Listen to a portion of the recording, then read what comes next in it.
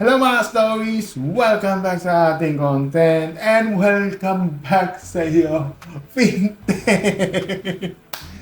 And dahil lang sa For You page sa TikTok at dun lumabas at at na-miss kita, ma'am. Ma'am Fintech! From the pero first of all, thank you sa mga namulat ako sa mga first of all, namulat ako ng example, yung mga yung pagboto natin ng mga senador. Alam mo yun naman nangyari, di ba? Na talagang maging tayo, alisto eh. Pero ito kasi sa ito sa nangyayari yan. Una-pula pa lang, corruption. You know?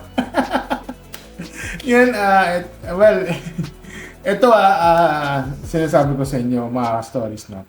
So, meron akong diyan na may tayo doon na fintech series dito. Lalagay ko meron ako may playlist na ako doon sa description. Hanapin niyo lang, may mga na fintech series na serye or serye man lang, may mga playlist ako doon. So, makikita nyo na lang doon yung may mga playlist, kung gusto nyo balikan, pwede nandun na ako sa description. Okay?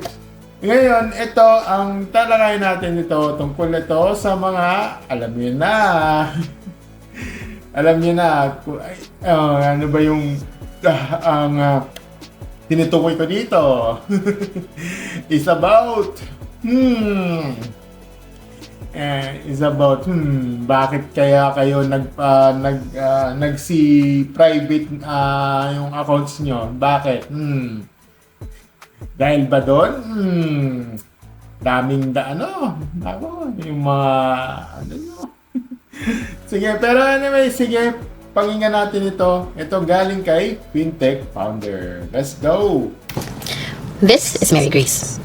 Ang bag niya, Birkin. Mahina 2 million pesos dyan. Flights niya, laging business class.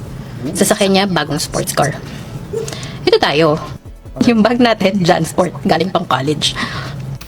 Teka lang. Okay, Jansport. Wow. Magkano ang Jansport? Kasi mostly yung mga Jansport na brand ay sa mga US. Diba? Alam ko, Jansport, original brand yun eh. Brand yun medyo, yung kaya mo napapansin mo yung mga sa mga movies, sa mga kalimitan sa mga college, sa mga US mga universities, sa mga college, ay Jansport ang gamit. 'Di ba?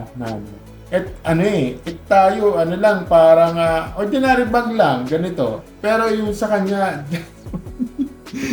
sige, tuloy. Ano ba naman 'yan? Bakit nagiging bias ka sa mga branded na mga bags? Bakit?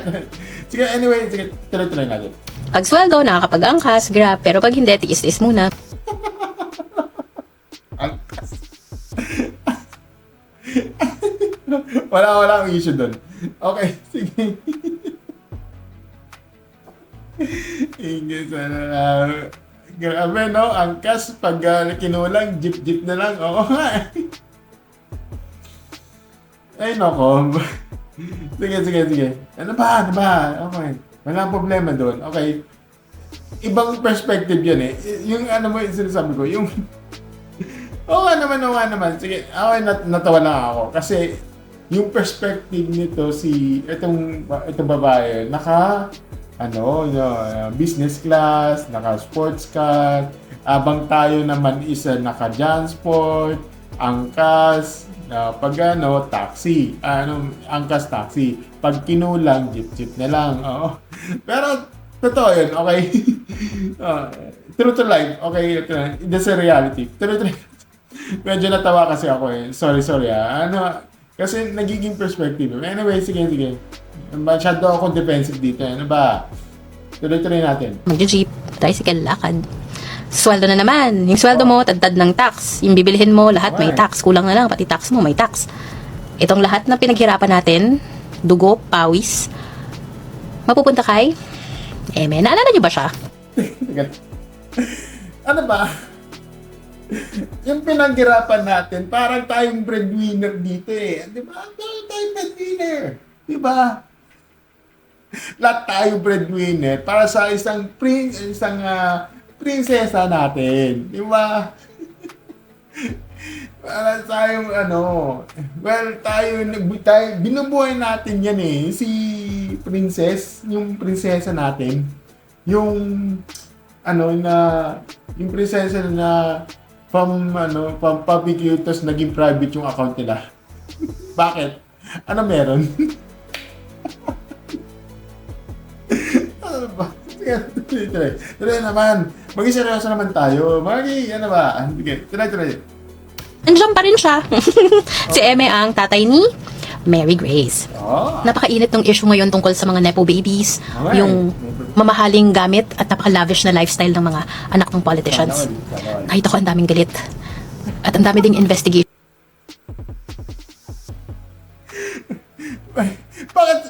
Bakit kasi yan nagagalit eh? Ano tayo kasi tayo? Breadwinner kasi tayo. Lahat ng yung mga po, napupunta sa kanila. Diba? Kahit sino man yan, lahat ng tayo breadwinner sa kanila. Ano tayo gagawa? Siyempre, buhay. Mapapasana na lang tayo. Siyempre, buhay natin itong ano bang sabi doon sa itong di ba yung dati, yung isa, trophy daughter, tapos proud to be trophy wife. Ito talaga, trophy princess to eh. Ito talaga, trophy princess. Oo. Kung sino man to. May isa nga dyan trophy princess, tapos yung jowa niya, isang fourth placer ng ng reality show. Okay. Wala akong pinapangalan dito basta ganun lang yun. Okay? Blind item. Okay? Tuloy. Investigations na nangyayari. Okay. Lalong-lalo na tungkol sa mga flood control projects. Oo. Sabi ni DPWH ang may kasalanan daw si Congressman. Tapos tinuro ni Congressman si Mayor. Pero sabi ni Mayor yung contractor daw. Tapos biglang sabi ng contractor may isang engineer silang sinisisi. Sige, magturuan pa kayo. Tuturuan pa kayo, kayo lang naman gumagawa niyan. Leti. Try. Napansin nyo ba? Parang yung storya, palabunan ng palabo. Tapos, sobrang gulo. Nakakalito na hanggang sa magkalimutan na tayo. Oo nga eh. Yan ang lagi nilang ginagawa. Nililito nila tayo para makalimutan natin yung kalokohan na ginagawa. Tawag dyan, damage control. Magtuturuan na lang kayo, tuturuan hanggang sa makalimutan na lang. Ano yan damage control ng mga mga politikong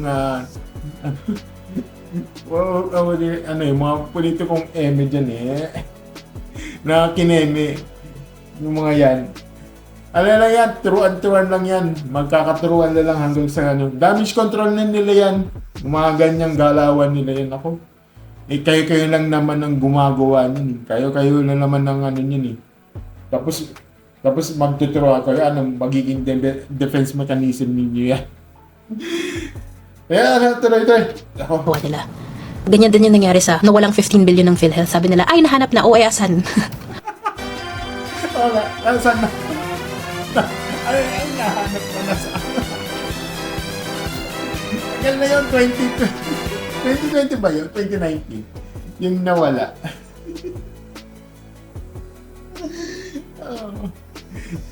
Kaya hindi na ako magtataka kung bakit nasa napunta yung PhilHealth. Ayun, bumili ng PC worth 700,000. Tapos, yung specs. Kung naalala niyo yun, yung specs. UHD. Tapos yung Intel. i7. Tapos, doon ako natawa. Okay, sorry naman. UHD kasi, okay na sana yung specs niyo. May Intel, mayroong i7 natin, nakita ko atas doon. Tapos yung memory. Tapos yung video card daw UHD.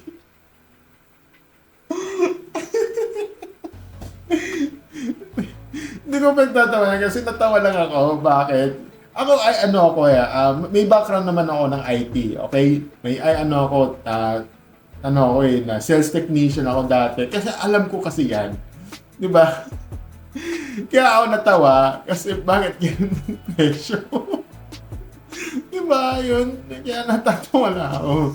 Tapos ito, PhilHealth 15 billion. Ano ko, na way back ko to 2019-2020. Tapos, ang ano dahilan, yung ano.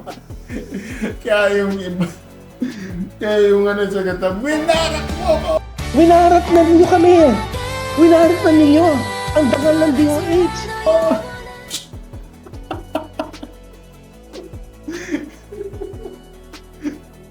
Kaya natatawa ako sa ganyan, ano ba? Ay nako, inarak mo. Ito yung ang aking kaban, leche. Kaya tuloy-tuloy natin na, natatawa na ako, leche. Tuloy. Pati yung PhilHealth employees na nagising na lang daw may sports car na sa garahe. Ano na nangyayari? Yung DepEd officials na nag-approve ng laptops na sobrang taas ng presyo versus the original. Yun nga. Diba, 2 weeks ago, napakalaking issue ng online gambling. Gagawa daw sila ng law. Mag-investigate daw sila. Ano na nangyari? Pati yung GSIS officials na nag-approve ng online gambling investments, milyon-milyong pera ng Pilipino ang nawala dito. Ano na nangyari? Yun nga eh. Pogo cleanup tapos na ba? Yun, Pogo. Last month, halos araw-araw impeachment trial lang. Asan yung ano, ano ba yung, yung nag-aalaga ng manok ata yun? Asan yung farming nyo? Musta na yung, farming? Lumalago na ba? Impeachment trial, oo. Ayun, impeachment trial, ano nangyari? Tax evasion. Ayan, tax evasion. Sino kaya? Sino kaya yung tax evasion na yan? Laman ng balita. Ngayon parang wala akong naririnig. Ano na nangyari sa tax evasion case ng highest ranking official ng bansang to? Oo nga. Parang ang tahimik. Napansin nyo ba? Palaging may ingay dito, may pabango sa kabila. Ano kasi yan, ma'am, fintech. Damage control kasi yung mga issues eh. Di ba, ito, may mahalo din natin sa mga sports. Let's say, ngayon, recently, di ba, nagkakaroon kasi ng laban yung US Open, yung kay Alex Ayala. Tapos, yun, nakakalimutan kasi nagiging damage control. Well, hindi ko sinisisi dito si Alex Ayala. Pero nagkakataon kasi, di ba, yung nagkakaroon yung balita yun, may laban nito kay Miss Alex Ayala sa tennis court, sa tennis, sa US Open, di ba? Na ngayon as of recording ito, talo siya ngayon. Okay, doon nagkakaroon kasi ng damage control ng mga media. Okay? Kaya ang daming lumalabas na may laban ganyan. Nakakalimutan kasi karamihan doon. So, nangyayari na parang natatabunan ng issue, di ba? Yan, tapos ito, yung balita ba yun na yan yan na natatabunan kasi yung issue nun, Kaya, minsan yan yung nagiging damage control, most of the medias. Kaya, yun, nasasabi. Pero hindi ko sinasabi na, may kasalanan si Alex Ayala dito, Wala ako sinasabi dito. Ang problema kasi dito, yung nagko-cover up kasi yung ibang balita. Yun lang yung ko dito. Ang sinasabi ko lang dito. Tuloy-tuloy natin. May panggulong balita sa kabila hanggang sa malito tayo, makalimutan natin para makanakaw pa sila. Kailangan nila ng madaming pondo kasi mag-i-election na naman sa 2028.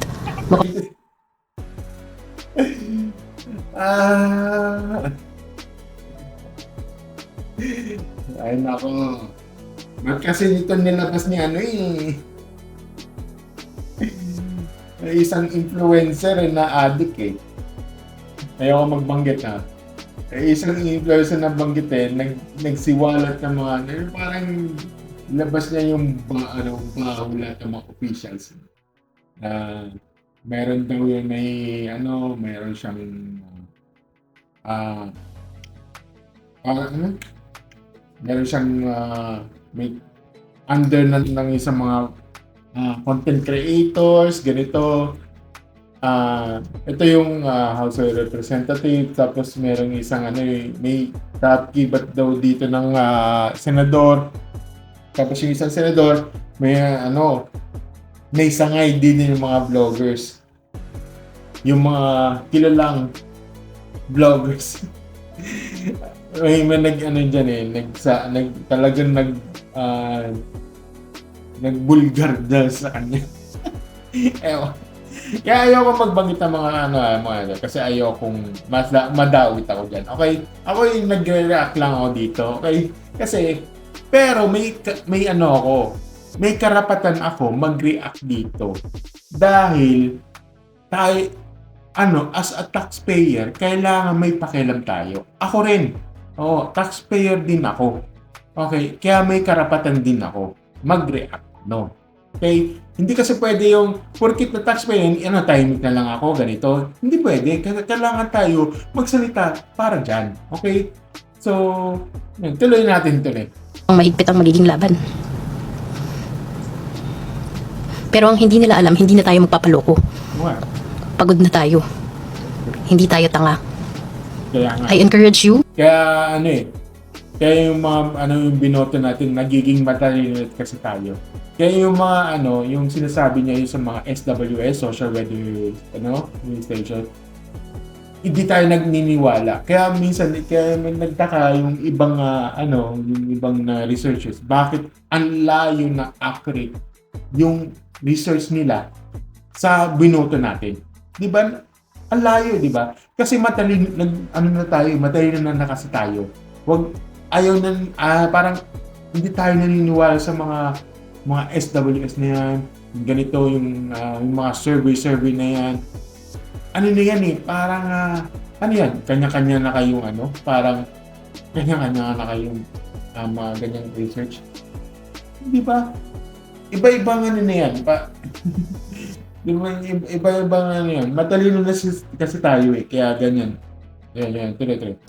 Gumawa ka ng listahan. Lahat ng issue na maalala mo, lista mo. Gumawa tayo ng ingay, i-post mo yan, itag mo kung sino yung accountable. Kaya ako, may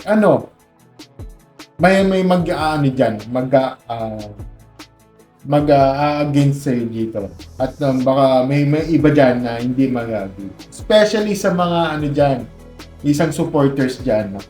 Lalo na sa mga vloggers, content creators na hindi a-agree sa'yo. Ako neutral ako dito, ha. Wala akong dito na. Pero as a taxpayer, kailangan may pakialam ako dito. Bakit? Kasi magbabayad tayo ng tax. Kailangan may pakialam. Hindi kasi pwede yung manahimik na lang ako. Diyan sa tabi. Nagbayad ako tapos tatahimik mo ako. Hindi pwede. Diba? Yan, tuloy. Maningil tayo, huwag tayong titigil. Ipaalam natin sa kanila na hindi tayo utu-uto. May bagong henerasyon ng mga Pilipino. Hindi kami tanga, hindi kami magpapatalo. Hindi tayo papayag na magpapatuloy ito. Pilipino. Kaya yung iba na kasi tayo, freedom of expression na kasi tayo. Kaya ako nandito as a content creator. Kasi yung mga pamilya, privado kasi yun. Kasi yun parang natatakot sila. Ako kasi, alam mo bakit ako naglalabas ako ganito? Bakit ako nagiging kasi ayoko na sawang-sawa na ako sa mga yung mga aalipin sa akin. Sawang-sawa na ako sa mga slavery na yan. Di ba? Sawang-sawa na ako sa mga sa mga nagsasabi na ganito, wag manahimik ka na lang, ganito, ganyan. Siya yung parang laging tama, pero mali naman, pero basura naman yung opinion nila. Sawang-sawa na ako doon. You have to speak, maging boses naman tayo. Hindi yung boses ng mga, kahit sino man dyan na mga alipores, kala mo naman, totoo yung sinasabi nila. Diba? Okay. Nalalaban para sa Pilipinas. Madami kami. Matakot kayo. I stand with you, lahat tayo, lahat tayo na lalaban. Lalaban tayo. Kaya ako as a content creator, kailangan maging boses tayo. Kahit sabihin mo yung mga subscribers ko is as of recording is 164 subscribers. Ano ngayon? Di porket na 164 ako na 164 ay wala na akong boses. That's bullshit, man. Diba? Kaya nga ako nandito para may boses. Hindi yung parang lang kung parang kung pag hindi agree, dapat mag-agree ako sa isang panig. I don't think so. 'Di ba? I don't think so. Hindi kasi pwede yung wag ka na magsalit, dapat timing ka para hindi ka madamay. Alam mo sa totoo lang na may mga sinasabi dyan. Kahit timing ako, damay pa rin ako eh. Damay rin din ako sa mga sinasabi dyan. Hindi porket na mataas ka, ganito ka, mataas ka ng position mo. Diba? Kahit mataas yung position mo sa mga mga gobyerno dyan. Tapak-tapangan nyo, ali-alitin nyo. Nagbabayad na nga kami ng tax, ganito. Tapos, ito yung mga nepo babies. Wow, nag-reflex sila sa mga social media. Wow, may mga charter plane, may jet plane pa. Imagine mo. Wow, jet plane. Wow. Wow, sana all. Diba? Sana all. Parang nagiging breadwinner kami lahat ng mga Pilipino. Parang kami ang nagbubuhay sa inyo. Iba, di ba? Napapansin mo yun? Parang tayo naging breadwinner. Di ba? Na kada hirap namin magkayod, tapos yung mga pangibot na pupunta sa inyo, yung mga sweldo namin na pupunta sa inyo. Bawat pagkain na kumakain kami sa mga bumibili kami sa groceries, mga essential foods, 'di ba? Tapos nanonood ng sine, nanonood ng concert, 'di ba? Ay napupuntasan yung mga nepo babies. 'Di ba? Ako yun. Kaya minsan talaga tayo. Kaya napupunta sa mga napupunta, nepo baby. Umiyaman sila. Sana all. Wala silang ang hirap eh. Sana all. Meron nga silang sports car. May luxury bags. Yung iba nga, yung yung flood control project. Kaya yung iba kami, hanggang ngayon bumabaha pa rin. Diba? Wala pang improvement. Pagdating parang wala lang, nagturuan lang kayo. Yun ang sabi ko mga stories. Naiinis kasi ako. At minsan, nakuha ko pang tumawa. Kasi, relate eh. Diba? Yun ang mga stories na masasabi ko. At, yun. Sana, lumaban lang tayo. Pilipino kasi tayo eh. Kalimutan na yung mga ganitong yung parang Tagalog Bisaya. Very, very, the design is very easy data. Yun lang mga sabi ko, mga stories. At thank you and have a great day. Bye.